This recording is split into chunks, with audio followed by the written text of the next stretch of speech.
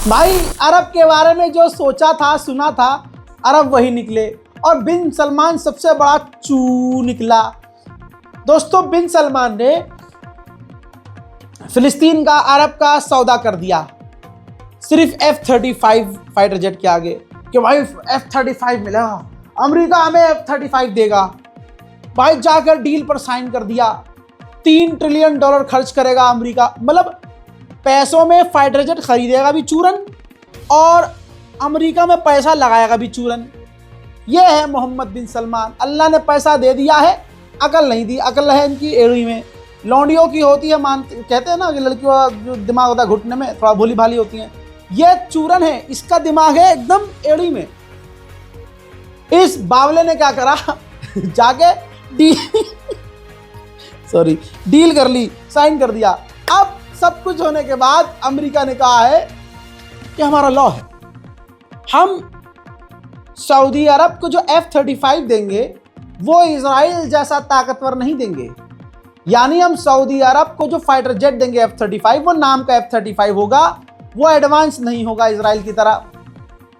उसमें AI less intelligence missile नहीं होगी। यानी जो मिसाइल इजराइल के F-35 में होगी वैसी मिसाइल इसमें नहीं होगी। और ये इलेक्ट्रॉनिक वॉरफेयर से लेस नहीं हो, यानी इलेक्ट्रॉनिक वॉरफेयर भी नहीं होगा F-35 में। यानी जो बड़ी बड़ी चीज़ें हैं, फीचर्स हैं, मैं कैसे समझाऊं, देखिए जो बुजुर्ग लोग हैं समझाता हूं आसान ज़बान में। आप क्रेटा लेने गए, एक कार लेने गए क्रेटा, उसका टॉप मॉडल इजराइल के पास है। अब आपको भरम दिखाना है कि यार हमें भी क्रेटा लेनी है, नाम चाहिए हमें क्रेटा, तो आप जाके उसका बेस मॉडल जिसमें सनरूफ नहीं होगा, ऑटोमेटिक नहीं होगी, 10 ये चीज़ें नहीं होंगी, है ना, जो टॉप मॉडल में। तो ऐसा बेस मॉडल जो है F-35 सऊदी अरब को पकड़ा दिया जाएगा। और इस पर अमेरिका क्या कहता है कि हमारा रूल है कि जो हम मिलिट्री वाली चीज़ें इजराइल को देंगे वो सबसे हाई देंगे। पूरी दुनिया में हम किसी को भी हथियार देंगे वो इतना खतरनाक हथियार नहीं देंगे जितना खतरनाक हथियार हम इजराइल को देते हैं। F-35 इजराइल के पास जो होगा वो सबसे खतरनाक होगा। सऊदी अरब के पास जो होगा वो हमारे जैसा यानी इजराइल जैसा नहीं होगा। तो बताइए पोपट किसका बना? नेतन्याहू ने खुद ही मीडिया से बात करते हुए कहा है कि डोनाल्ड ट्रंप ने हमें यकीन दिलाया है कि आपका जो F-35 है वो सबसे ज़्यादा पावरफुल होगा, सऊदी अरब का नहीं। वहीं मेरे दोस्तों नेतन्याहू ने बहुत क्लियर बोल दिया। क्या बोला? तुर्की को लेकर कि तुर्की जो F-35 की तलब कर रहा है उसको, तुर्की को F-35 इतनी जल्दी नहीं मिलेगा, बल्कि इतनी जल्दी क्या मिलेगा ही नहीं। और हमारी कंडीशन पोजीशन क्लियर है, तुर्की को F-35 नहीं मिलेगा, सऊदी को जो मिला है वो भी हमारी कंडीशन में, यानी इतना ताकतवर नहीं जितना ताकतवर F-35 हमारे पास है। सुनिए। קודם כל, אני לא מזלזל באף אחד ששם אותנו ברשימת האויבים שלו. למדנו משהו מההיסטוריה היהודית. אני ודאי לא זקוק לרענון בנושא הזה. אני מתייחס לאיומים גם כשהם קטנים ויכולים לנבוט ולהיות גדולים. אז קודם כל לגבי ה-F-35, מה שאמרתי לך לגבי סעודיה, שהיא לא מדינה בעימות איתנו, גם לא בעימות מדיני. אני חייב להגיד שתכפיל את זה על סטרואידים לגבי העמדה שלנו על אספקת F-35 לטורקיה. וכפי שהבנתי גם, האפשרות הזאת היא מאוד רחוקה אם היא בכלל קיימת. इजरायली खूबसूरत स्पोक पर्सन ने लहराते बलखाते बालों को पीछे करते सऊदी अरब के मुंह पर थूकते हुए कह दिया, हमारी पोजीशन पहले भी क्लियर थी, आज भी क्लियर है और भविष्य में क्लियर रहेगी। अमेरिका से जो हथियार हमें मिलते हैं वो हमें सबसे ताकतवर मिलेंगे, इसके बाद जिसको भी मिलेंगे वही हथियार इतने ताकतवर नहीं होंगे जितने हमारे होंगे। सुन लीजिए। Is the Israeli government's position on the U.S. sale of F-35 fighter jets to Saudi Arabia?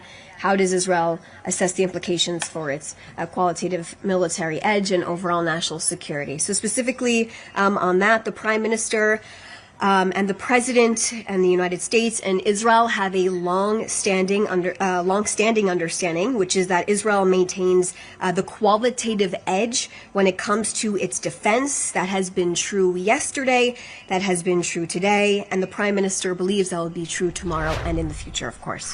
कई सारी चीज़ों पर अमेरिका सवाल उठा कि भाई सऊदी अरब के साथ जो है आप काम करोगे और सऊदी अरब में न्यूक्लियर पावर प्लांट बनाओगे, ऐसे कैसे? कल वो हथियार बना लेगा परमाणु। तो भाई अमेरिकी ऑफिशियल ने सफाई दी है इजरायलियों को कि नहीं, ये एग्रीमेंट में है कि वो सिविल प्रोग्राम होगा, सिर्फ बिजली बनाने के लिए परमाणु प्लांट होगा, ना कि हथियार बनाने के लिए। और उस पर अमेरिका पूरी तरह से नजर रखेगा और यूरेनियम का इनरिचमेंट सऊदी अरब को करने नहीं देगा।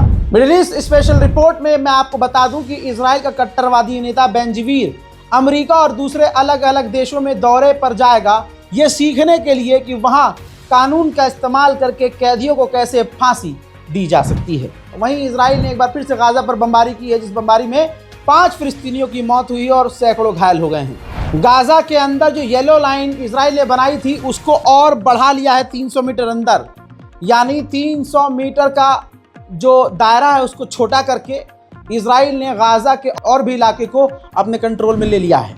जब से इजराइल और गाजा की जंग, या यूं कहूं इजराइल ने गाजा पर हमले, वो जो नरसंहार कर रहा था वो कम किए हैं, उसके बाद 1000वां, यानी कहते हैं ना पहला दूसरा ऐसे 1000वां जो हथियारों भरा जहाज है वो इजराइल में उतरा है। ये किस लिए उतरा है? 2 ही ऑप्शन है आपके पास, ईरान के लिए, गजा के लिए। वहीं इजराइल ने इल्ज़ाम लगाया है कि हमास और हिजबुल्लाह के साथ ईरान काम कर रहा है और हिजबुल्लाह और हमास अपने आप को मजबूत कर रहे हैं। वहीं अरब के मुंह पर लानत, अल्लाह अरब को बर्बाद करे, इन गद्दार अरब को।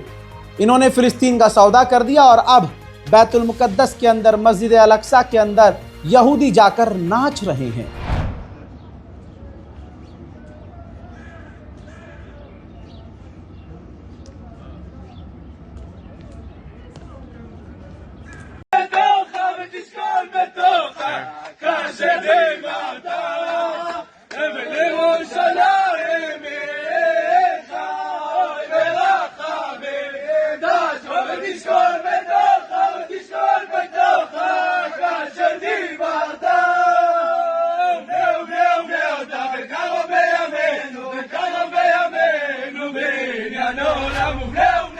हजरात, उधर सीरिया के अंदर इजराइल क्या कर रहा है मुझे बताने की जरूरत नहीं है, लेकिन हड़कंप मच गया है। हड़कंप इसलिए मचा है कि इजराइल के फाइटर जेट सीरिया के बेहद डीप अंदर जाकर इजराइल के फाइटर जेट घुसे, इतने अंदर कि तुर्की के बॉर्डर के पास इजराइल के फाइटर जेट चले गए, जिसके बाद तुर्की भी अलर्ट मोड पर आ गया। जहां तुर्की सोच रहा था कि सीरिया में हमारा दबदबा होगा, तुर्की के इस ख्वाब पर इजराइल ने थूक दिया। नेतन्याहू ने कहा कि अगर हमारी और सीरिया की डील होती है तो सीरिया का ज़्यादा फायदा है, इसीलिए सीरिया आगे से ज़्यादा डील करना चाहता है। हम कोशिश करेंगे कि कुछ भी हो, सीरिया की सरजमीन और सीरिया कभी हमारे लिए ख़तरा ना बने। जितने भी मुस्लिम अरब देश हैं सब हिजड़ों की तरह चूड़ी पहन के ताता थैया कर रहे हैं। कोई लेबनान के ऊपर नहीं बोल रहा है कि भैया इजराइल लेबनान पर हमले कर रहा है, लेबनान में घुस रहा है, सीरिया पर कब्जा कर रहा है। बोला तो एक गैर मुस्लिम देश बोला, फ्रांस।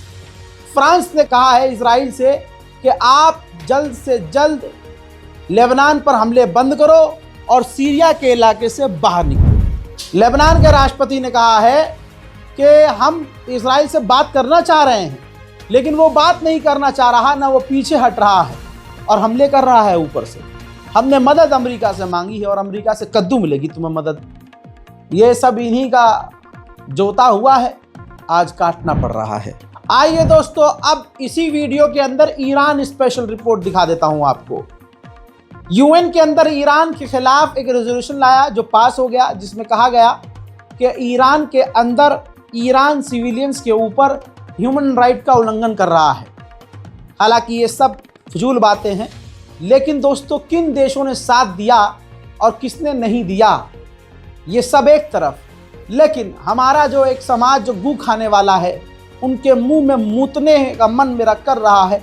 आप सब मिलकर मूतिए, आइए रिपोर्ट ये देखिए, रिजल्ट आपके सामने है। ये पास तो हो गया क्योंकि 79 देशों ने इस कानून के पक्ष में वोट किया कि हाँ, ईरान जो है ह्यूमन राइट का उल्लंघन कर रहा है। लेकिन 28 देशों ने बोला नहीं, ईरान में ऐसा कुछ नहीं हो रहा है, जिसमें भारत भी था। भारत, इंडोनेशिया, इराक, इन देशों ने, जिसमें मैं अपने देश की बात करूं तो ईरान के खिलाफ भारत ने वोट नहीं किया। जितने भी गणचट्टे हैं, फेंटा और फेंटा की औलादो, सुनो, भारत ने ईरान का साथ दिया और कहा कि नहीं, इस बात से हम सहमत नहीं हैं। उधर इजराइल ने अपने ही देश की कंपनियों से डील की है कि आयरन डोम के इंटरसेप्टर ज़्यादा से ज़्यादा बनाए जाएं। ये रिपोर्ट में दावा किया गया है कि सऊदी अरब पर ईरान ने दबाव बनाया है कि आप अमेरिका पर दबाव बनाइए कि अमेरिका ईरान से डील कर ले। कहा जा रहा है कि एक्सपर्ट ये मानते हैं ईरान के कि इजराइल इसी बहाने से हम पर हमला करके हमारी अब इकोनॉमी को तगड़ा नुकसान पहुंचा सकता है, लिहाजा अमेरिका से डील जल्दी होनी चाहिए। इजराइल ने एक अपने ही इजरायली व्यक्ति को गिरफ्तार किया है। इल्ज़ाम यह है कि वो ईरान के लिए जासूसी कर रहा था। इधर ईरान ने IAEA को झटका देते हुए ऐलान कर दिया है कि इजिप्ट के अंदर IAEA के साथ जो हमने डील की थी, उस डील को हम रद्द कर रहे हैं। ईरान के राष्ट्रपति पेज़ेश्कियान ने बहुत बड़ी बात कही। उन्होंने कहा कि बहुत सारे दोस्त हमसे कहते हैं कि हम आपके दोस्त हैं, बहुत सारे देश कहते हैं हम आपके साथ हैं, लेकिन हमने देखा कि उन्होंने जंग के दौरान हमारी कोई मदद नहीं की। हजरात, यही बात तो पिछले कई सालों से रज़ा गराफी आपसे कहता आया है। ईरान अकेला था, अकेला है और अकेला ही उसे लड़ना पड़ेगा। حرکت کن. ما خیلی وقتا با این تو این جریان جنگ خب ظاهرا با یه سری از این کشورها ما دوست بودیم دیگه. اصولا باید وقتی که به ما حمله کردن یه کمک میکردن دیگه. نکردن. الانم من به عنوان کسی که الان اینجا ایستادم به هیچ وجه چشم امیدی به هیچ کی جز خدا نبستم و مردم خودمون. हजरात, अब आइए इंटरनेशनल प्राइम टाइम का मजा देता हूं आपको एक ही वीडियो के अंदर। इन्होंने सालों ने चैनल डिलीट करके सोचा भैया की हिम्मत तोड़ देंगे, चैनल पे खबरें बनाना बंद कर। हजरात, फेंटा कहाँ है? फेंटा सन्नाटे आगे वाल ठीक कर। बहुत चीखता था फेंटा, आतंकवादी है आतंकवाद। अब आतंकवादियों से डील चल रही है। तस्वीर आपके सामने। भाई साहब, भारत के अंदर इस वक्त भारत के जयशंकर जो हैं, जो विदेश मंत्री हैं भारत के, तालिबान के जो मिनिस्टर हैं नूरुद्दीन अजीजी, मुलाकात की है, साथ में खाना वाना खाया, घूमे फिरे हैं, बातचीत की है। और अफगानिस्तान के मंत्री ने कहा है, ट्रेड मिनिस्टर ने, कि भारत के लिए हमारे दरवाजे खुले हैं, आप अपना बिजनेस हमारे यहाँ बढ़ाइए, आप कार्गो हब डेवलप कीजिए और जितना बिजनेस चाहिए आप हमसे लीजिए, हम आपके साथ खुशी खुशी काम करने को तैयार हैं। अब कोई, मेरा गली का एक टकला है, बहुत ज़्यादा बोलता है साला, बहुत, हमारे गली के नुक्कड़ पे रहता है, सुन लेगा अब वो, सुन तो वो भी होगा। आतंकवादी हैं तालिबान, वही तो मैं कह रहा हूँ। अब क्यों कर रहे हो इस तालिबान से डील? गू खाने की आदत है उठा के। 775 करोड़ की डील उस देश से हो गई है भारत की जो हमको गरिया रहा है।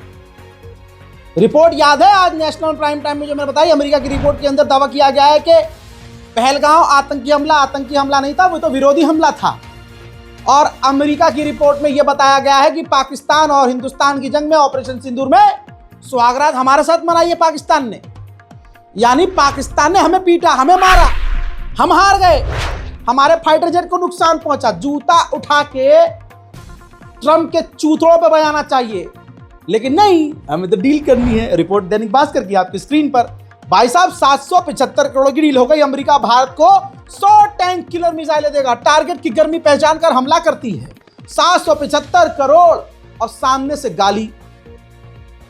वाह भाई साहब, जैसे बिहार के लोग 10,000 रुपये में गिर गए, ऐसे ही जैसलमेर के इलाके में हमारा एक ड्रोन रामगढ़ नहारी एरिया में चेक नंबर 3 सट्टार माइनर इलाके में गिर गया। कहा जा रहा है कि ये ड्रोन भारत जो है चला रहा था, उड़ा रहा था, ट्रेनिंग पर था, गिर गया। ट्रंप जो है पाकिस्तान के करीब है, उसका असर पाकिस्तान पर दिख रहा है। पाकिस्तान ने अमेरिका की हरी झंडी के बाद रिपोर्ट देख लीजिए, एक समंदर के अंदर आइलैंड बनाना शुरू कर दिया है। यहां तेल के 25 कुएं खोदे जाएंगे और ये सब कुछ ट्रंप की हरी झंडी के बाद हो रहा है। पहले अमेरिका क्या कहता था, तू क्या है, आज हम कहते हैं तू क्या है। इस मोदी सरकार ने सारी ताकत मदरसों के खिलाफ लगा दी। इस मोदी सरकार ने सारी ताकत मुसलमानों के खिलाफ लगा दी। गंडोली मीडिया ने सारी ताकत मुसलमानों को आतंकवादी बताते में लगा दी। और जिसे हम झाटू कहते थे वो आज झाटू शक्तिमान बनने की कगार पर है। जिन देशों से पाकिस्तान की कभी बनती नहीं थी, पाकिस्तान ने अपनी विदेश नीति को सुधार लिया। तस्वीर आपके सामने है दोस्तों, पाकिस्तान के जो डिप्टी प्राइम मिनिस्टर हैं, फॉरेन मिनिस्टर मोहम्मद इशाक डार, भाई वो पहुंच गए यूरोप, ब्रसेल्स, इंडो पैसिफिक से मुलाकात कर रहे हैं। यूरोप के अधिक से अधिक नेताओं से मुलाकात कर रहे हैं। हजरात यूरोप की डेलीगेशन से मुलाकात कर रहे हैं। डील ये है कि अब यूरोप के साथ अपने संबंध को मजबूत करेगा पाकिस्तान। इतना ही नहीं भाई, नेटो के चीफ से भी मुलाकात कर ली। जो संगठन कल तक पाकिस्तान को आतंकवादी कहते थे, आज वही संगठन पाकिस्तान से हाथ मिला रहे हैं। हमारे लिए कौन पनौती साबित हुआ है, मां की कसम भाई, खा के बताओ। भाई बहनों, आगे बढ़ते हैं। हम तुर्की में जलजला आए तो साले को हम भेजे भाई साहब खाना पानी। भारत ने दबा के मदद भेजी और ये हरामी क्या कर रहा है, तुर्की पाकिस्तान के कहने पर जो अपाचे हेलीकॉप्टर, अटैक हेलीकॉप्टर हमारे पास आ रहे थे, पाकिस्तान के कहने पर, रिपोर्ट देखिए भाई, ये देखिए, पाकिस्तान के कहने पर तुर्की ने हमारे अपाचे हेलीकॉप्टर के रास्ते रोक दिए। आ गई सामने। तो भाई साहब पाकिस्तान की सब मानते हैं, एक हमारा वाला ही है बस, उसके वाले